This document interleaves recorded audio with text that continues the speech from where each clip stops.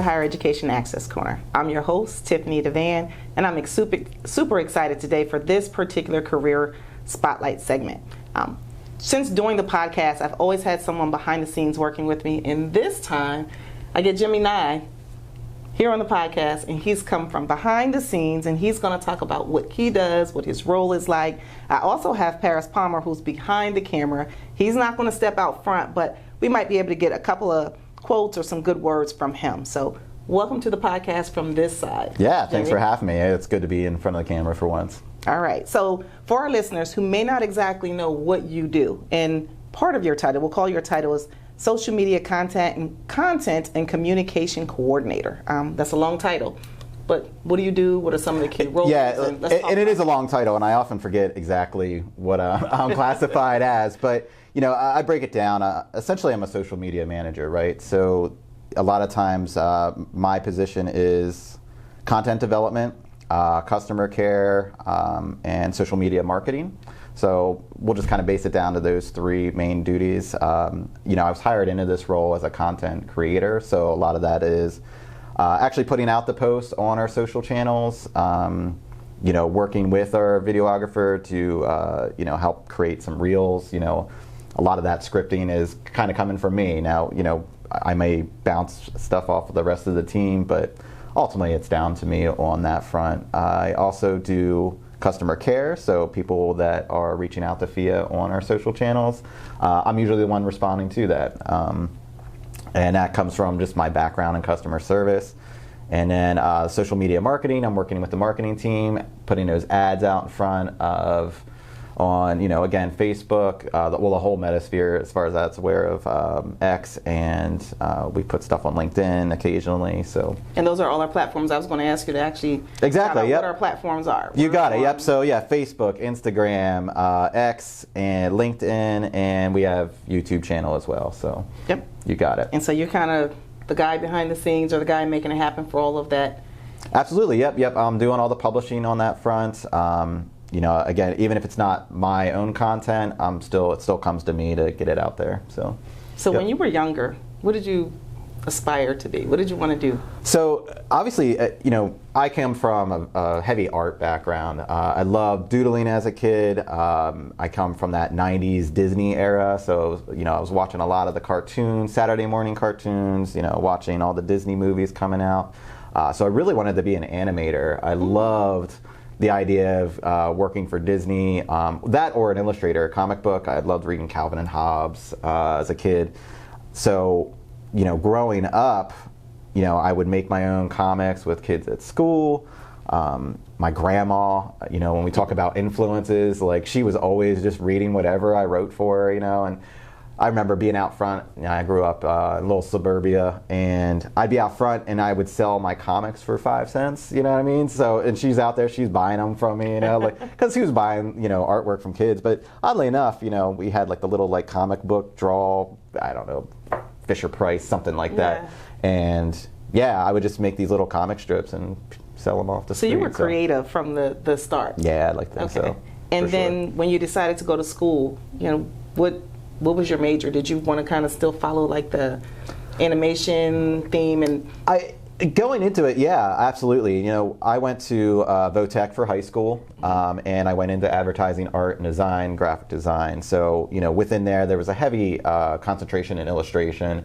So I got to just, you know, kind of learn, you know, the different types of mediums you can use. And there, you know, we were still enlarging manually. You know, computers were there, obviously, in the 90s, but not to the degree they are now. Mm-hmm. So a lot of it was still, you know, hand art.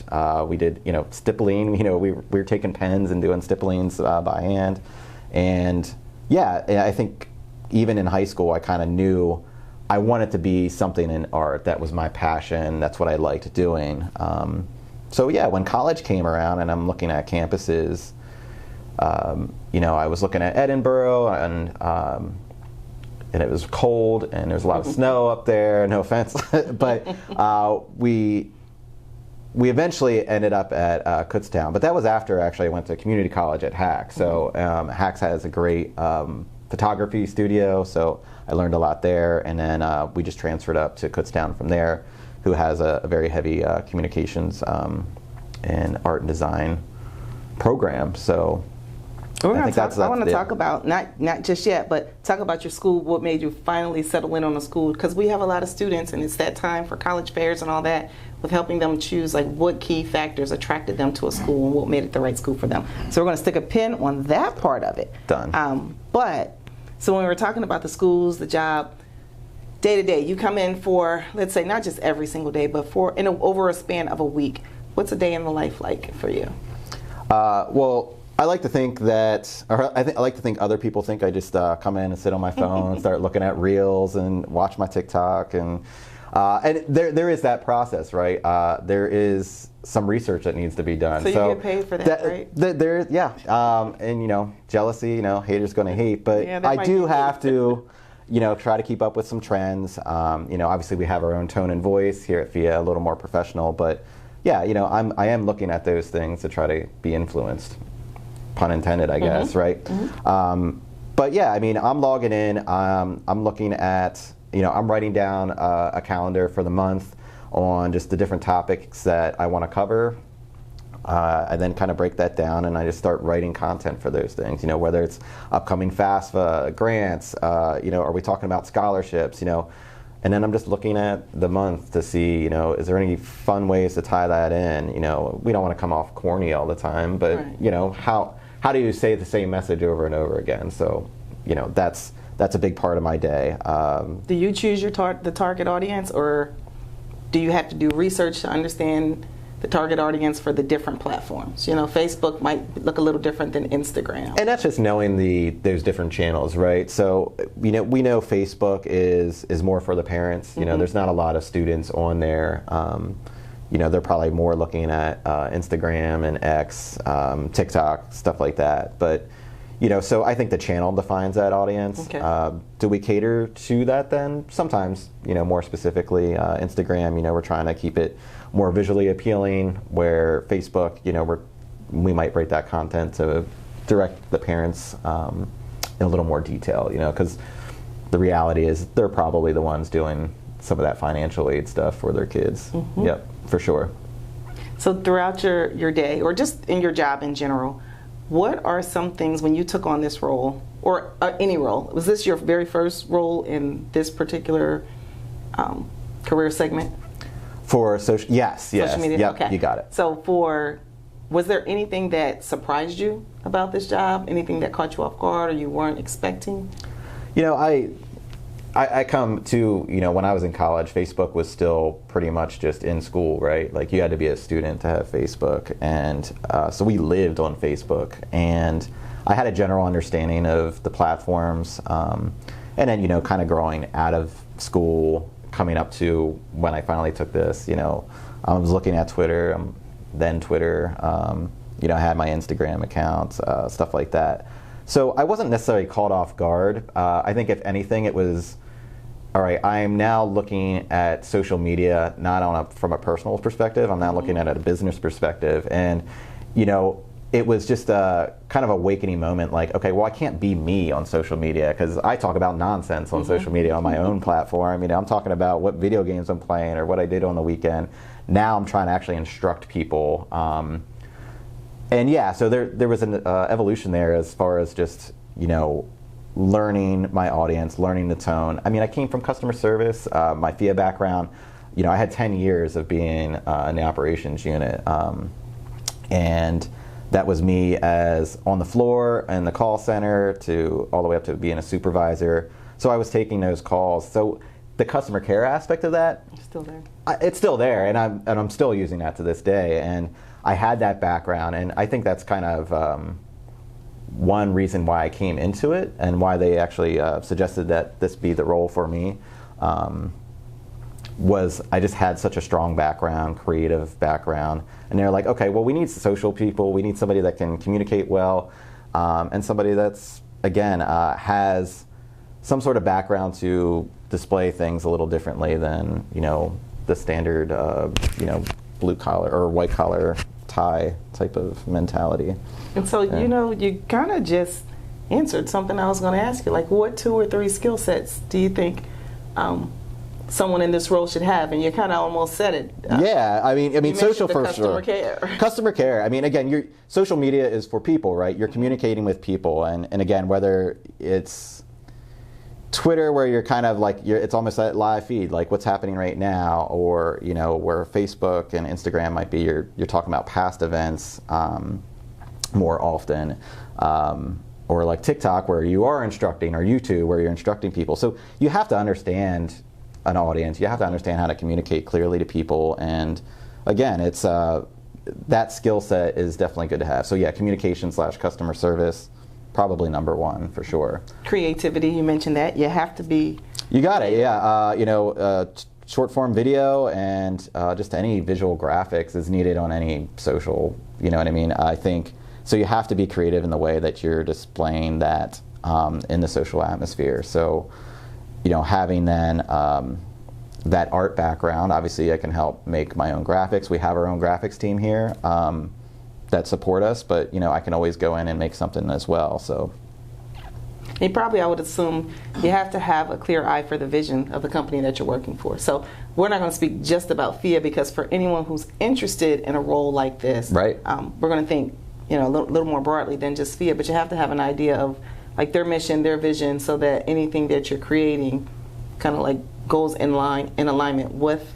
Absolutely, and yeah. So if you're applying for this position in any business, you should be looking at their pages. You should be friending their pages. You should be following them to see, again, that tone, that voice, like how are they interacting to their audience. And yeah, going to their channels is probably number one. Like, make sure that because then they're going to ask you, right? Like, well, what do you see on our social that we can improve on? It's like, okay, well, this is what you guys did. You can bring up that history, and here's how I think you can do it better. So yeah, for sure. How do you handle, and this could be for anything, how would you handle someone once you come up, you put a lot of time and energy into, hey, here's some great creative content I have, and they just shoot it down, just say nope, I don't like it. It's tough, especially when you're spending hours on something, and you're like, this is great, and yeah, when you throw it out there and they're just like, yeah, but this isn't really us, and we came across that a lot with when I came up and was doing a bunch of different videos and stuff like that. It's like, oh yeah, this is really fun, this is trending, whatever, and it's like,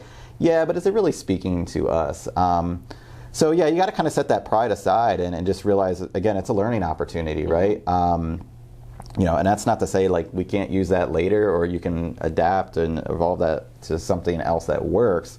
But yeah, just don't, try not to be so, you're so narrow-minded.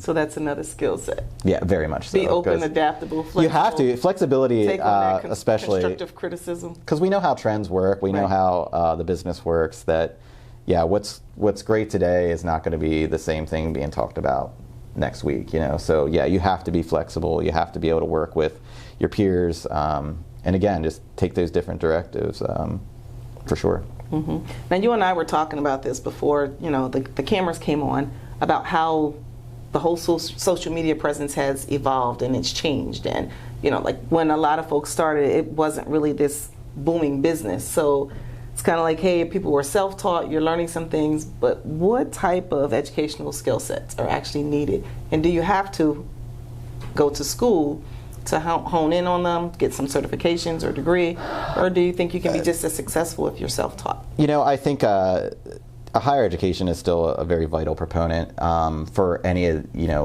these professional careers, to have that background. When again, going to school, there wasn't a social media marketing degree. Right. I came from graphic design. My concentration was interactive design. I did kind of some web design and stuff like that. So I'm making like old school flash banners, ads, and stuff like that. And that's just not a thing anymore. Mm-hmm.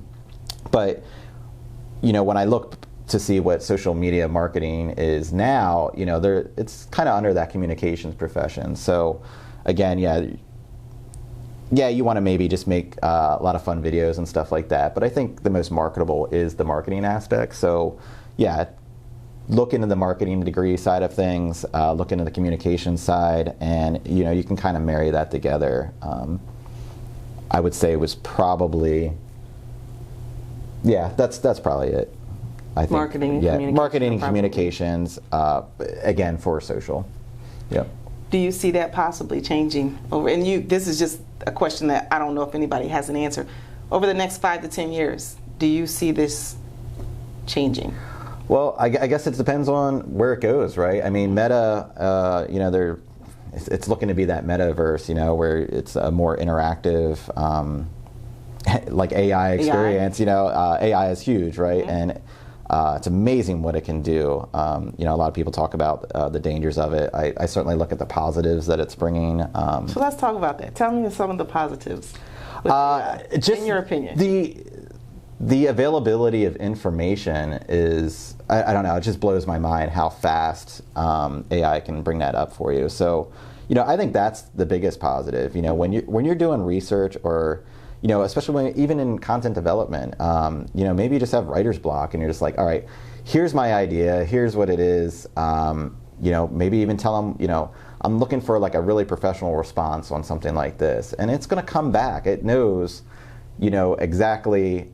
And especially, all right, let's just talk FAFSA, right? Mm-hmm. Like, all right, I said, fill out your FAFSA 1,000 times, I really want to kind of move it to this tone and talk about it this way. It's going to do that scrub of all these comments about FAFSA and just kind of use it. And I think it's amazing.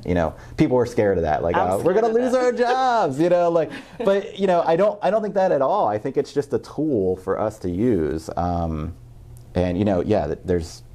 They talk about graphics, Mm-hmm. DALL-E's out there, and the different AIs with the Adobe Creative Suite, like all that's out there as a tool to use. Graphic designers can still use that tool to create stuff. Like, you'll always need that human element. So this is the part that scares me. At what point does it become AI, and the other part, does it become plagiarism? Like, just snatch. That's a crazy argument, right? Because that's the part where I'm like, well, I don't know if I should be using this because AI pulled it from something. Well, and AI is influenced by something, but it's still your directive, right? Okay. So,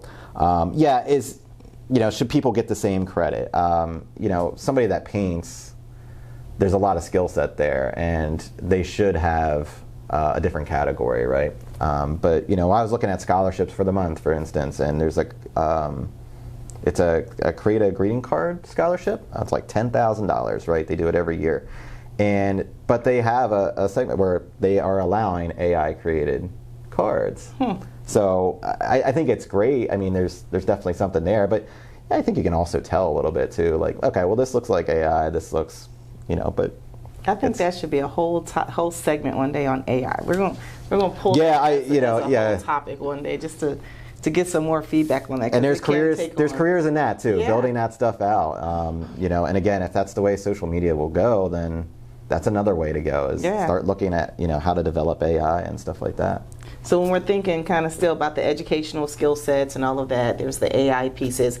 For someone who's trying to figure out, okay, well, what type of school shall I choose? Obviously, it's a school that's going to have the program of study that they need, or something, whether it's marketing or communications or things like that. Going back to you, and I know they didn't have this as a major for you when you did it, but it's college season. It's not college season. It's career fair season right now for the fall with a lot of folks. So for that student who's starting to think about what are some of the different schools I should be looking at, how do I choose a school of that? How did you choose a school, and what key components or factors were? Was it size, location, major, Yeah, I mean, I definitely looked at size and location. I didn't want to go too far from my family because I wanted to have that support if I needed them. So for me, it was just an hour drive from them, and that was an easy weekend to take my laundry back to, stuff like that. I also had friends that went there, so that I think, again, you're influenced by that because you're like, I want to have somebody that I know. And then oddly enough, my brother and my cousin both went there at the same time. I have a twin brother, so it was him then going there, my cousin going there, and we were just able to room all together. My twin brother and I shared a room for 18 years of our life, and then I was like, let's just stay in the same bedroom for another how many years. After college, or during college, he was like, all right, I'm out of here. I stayed in, I was an RA, so I stayed on campus, he went away. But yeah, I think, when you're looking at the college, I definitely got the feel. In high school, I actually visited. So I'm a Kutztown alumni. I visited Kutztown when I was in high school, and again, I knew some of the seniors the year prior that went there. So I was like, hey, what should I look for when I come up here? And they're like, oh yeah, you gotta, you hit up APD, stuff like that. The campus is beautiful. You can go back here. It's surrounded by farmland, stuff like that. There's horse and buggies going through. Like what type of feel do you want? And I like that kind of remote feel. You're still smack down. Like Kutztown was between Allentown and Reading, so you still were able to have access to the city if you needed to. But when it's just that open area, it's just beautiful. They have a great campus. So the setting makes a difference. 100%. You have to realize that you're going to live there for the next 2, 4, maybe 6 years. Depending on how long you're going to be there. Like, are you going to be miserable walking across that campus every day? And I did. I was like, well, let's start from point A to point B. Let's just walk through and see what the vibe is. And again, it was a really beautiful campus. And they updated a lot of buildings and stuff too.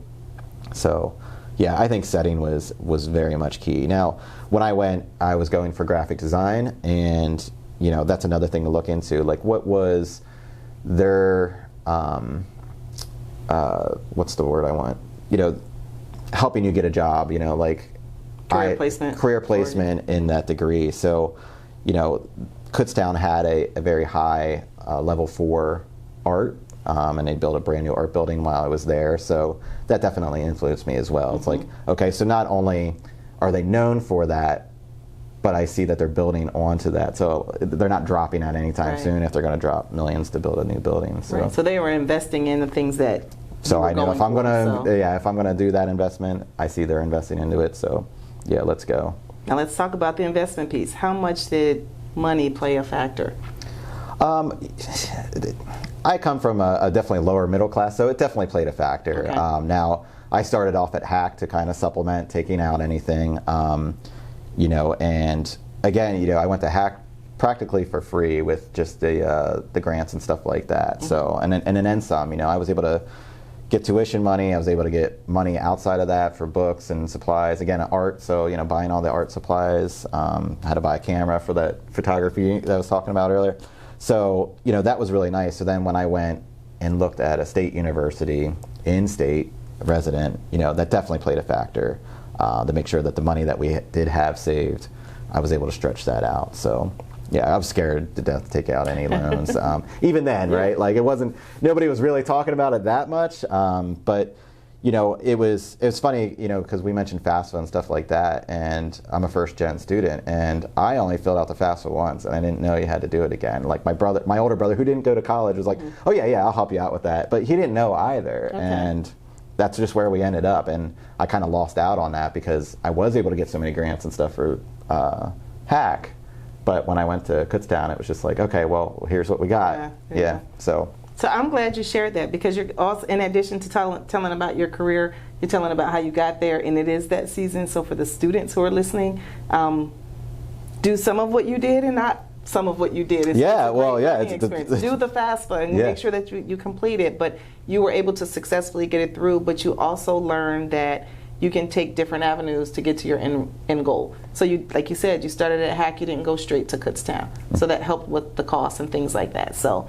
you don't have to necessarily say, hey, I'm going to go to this school and then that's it. You can choose different options that work within your budget for whatever it looks like and go with the flow. For the students, some students, you know what, still knock out the FAFSA anyway, and you can still pivot and do whatever you want to do. Look at what's important to you and go from there, and then keep telling the story so that we can keep. Absolutely. And again, going back to like the price piece, a lot of people are like, oh, if I don't spend a lot of money that's at a college that's not well known, or maybe it's not as highly regarded. Like, I have never met anybody that was just like, oh, you went to Kutztown. Yeah. Like, you know what I mean? Like, that has never stopped me at any point for being a state university.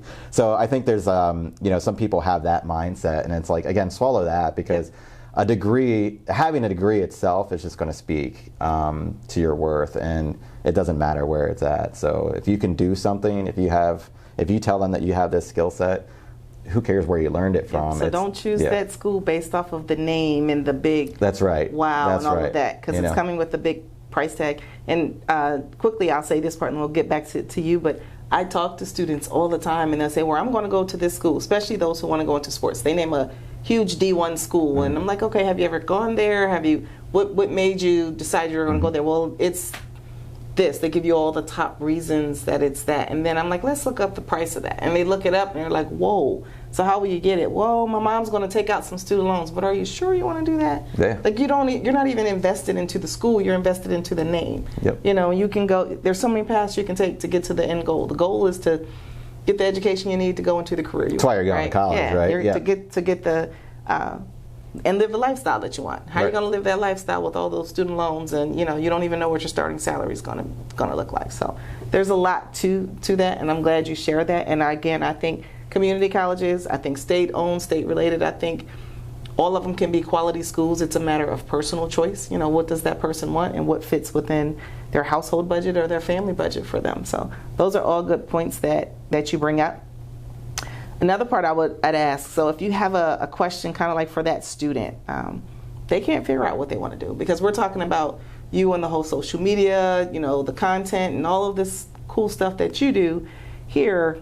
For that student who can't figure out what it is that they want to do, what words of advice would you have them to help them kind of hone in on what their passion or purpose is, or just simply choose something?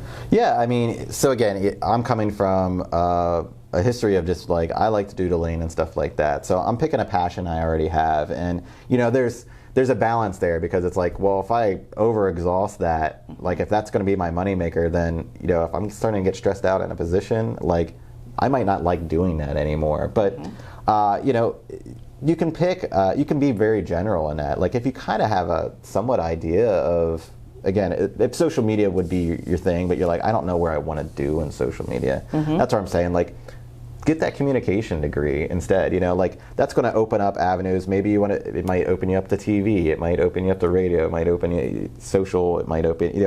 There's other places you can go with that, and it might even be retail. You know what I mean? Like everybody has some sort of communication position, or again, maybe it's marketing. Like marketing is going to be everywhere you go. We know that we're bombarded with ads everywhere. Like so every position, every company has some sort of marketing, whether it's just that nonprofit that's just spreading the word, or you're actually trying to sell something. So don't be afraid to take a more generalized degree. Again, having a degree itself is going to speak a lot. That's a jump, because you're like, well, I don't want to just get a useless degree. I went for graphic design. I did not get a job in graphic design right after school. I did some webmastering with that interactive, and then I had to do retail right away again. It was kind of funny. I went into retail before school, and then I came back afterwards, going to get a job. I went back to it. But again, I'm still building up skill sets with customer service and stuff like that. And again, when I came to FIA, it wasn't jumping into social media care. It was working in operations. It was being on the phone, kind of climbing that ladder, and my degree helped me reach that. And then it was like, oh, well, you have a degree in this, we might actually be able to use you here. And that's kind of where it led. There was never a clear line of where that would take me. But it was a nice opportunity, and absolutely. The things that you have done and how you prepare kind of. Yep, yeah. I think it's just, especially like when you're just taking jobs to get you through school and stuff like that, don't look at it as just, okay, this is just a moneymaker. Like, look at the skill sets that you're actually getting from that, because even if that's not what you're going to do, like maybe you're not going to work at a bookstore for the rest of your life, or at a print shop or something like that, you're still getting those skill sets, and that can come full circle. So okay. And then the other part, so I did say I wanted to incorporate, because I call you guys my video guys, so everyone can see you, Jimmy, but then we have another person behind the scenes, and that's Paris, and he's our multimedia specialist. He's not going to get in front of the camera, but he might shake the camera for us to let us know he's here. He is here. But he's Are you here, here. Paris? There we go. He's here. Cool. And one of the things I did, I asked him to also share some advice for that student who's, having a hard time figuring out what their passion or purpose is, or how to do, come up with a way to be inspired to choose a career. And he came up with some cool things. He was basically saying, find two things. One, where you would explore as a profession where it doesn't feel like work. So find something that you like to do. For you, it was graphic design, things like that. Something that you enjoy doing. And the other thing is something that you can do in your free time that you can experience almost like for downtime so that you don't get burnt out. And I was saying, I think those are great pieces of advice, because who wants to work doing something that you love and then in your spare time, your downtime, you're doing the same thing? You'll never get that time to kind of like recharge. You'll totally get burned out, you're exhausted. Get burned out and be exhausted. For sure. Yep.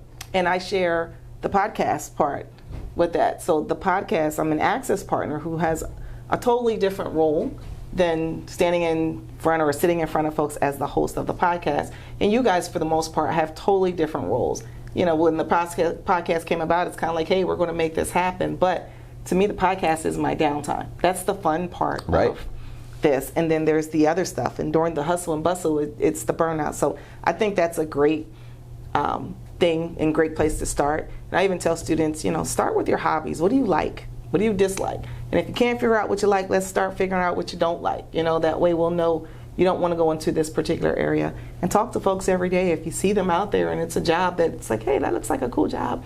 You know, as long as you're in a safe environment and they're open to it, ask them, hey, how'd you get into this? You know, what's something that you can share with me? What are the pros and the cons about this particular profession?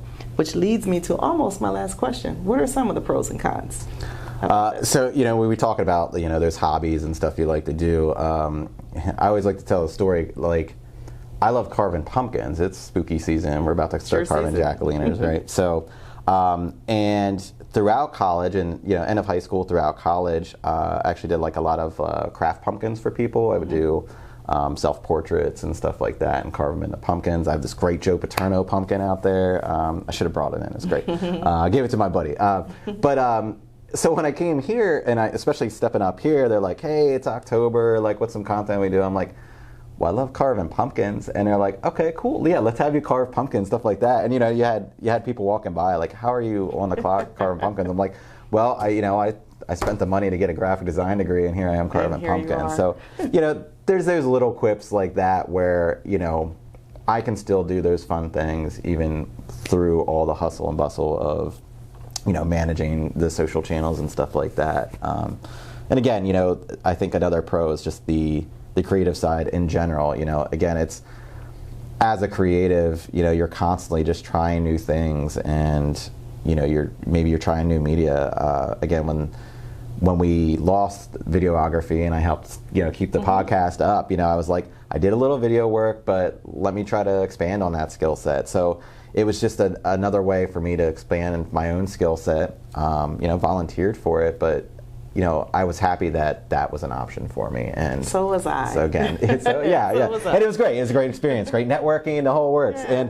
But I loved it, and, you know, I still have a passion for that, and I'm still, you know, I tell Paris all the time, like, you know, hey, if there's something little you want me to edit or something like that, just throw it at me, because, you know, I want to keep that alive. I want to be able to, you know, to assist him and stuff like that. So, cons, I was trying to think cons.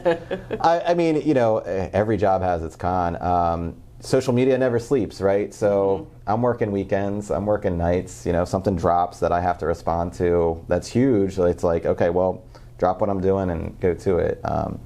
There's a flexibility thing there. There's a work-life balance, but luckily, you know, I come FIA's great management team, and again, has a good flexibility. They're understanding of that, and yeah, so it all kind of rounds out in the end. But I guess that's a pro and a con, right? So I'm working a little bit on a Saturday. Maybe I don't have to work so hard on a Monday, that type of thing. So, right. So that is a good thing. That flexibility is key with that work-life balance thing.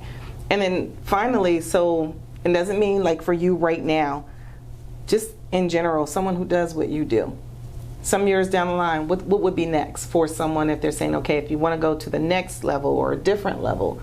For you, it sounds like, you know, you wouldn't mind the editing behind the scenes, the video for sure thing. But are there other avenues that you'd be interested in, or you could tell someone, hey, look into this if you're like?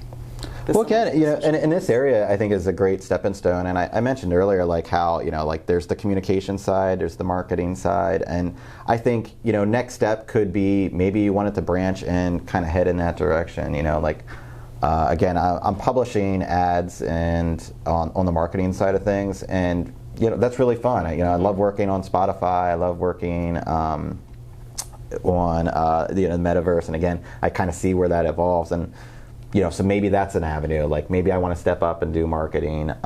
So yeah, marketing manager, director, stuff like that. Or the communication side. Maybe I want to be the director of communications and kind of step into that field. This is a great stepping stone to hit that mark because again, I'm already in a PR position. I'm already working with people. I'm the voice of FIA on social. What's not to say that I can't step into that role later? So maybe that involves a little more education, different degrees, but yeah. I actually think you have one of the coolest jobs, though.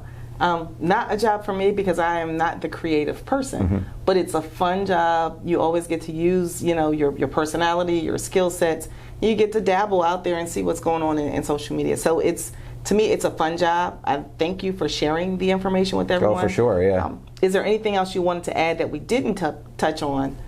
As far as about anything, any of the stuff that we're talking about? No, I don't think so. I mean, again, social is fun, right? When I look at like the different reels and TikToks with making fun of their social media managers, because I come in and I'm like, guys, I have this great idea. People start scattering, they're like, we don't want to be any part of this, So, but it's very entertaining.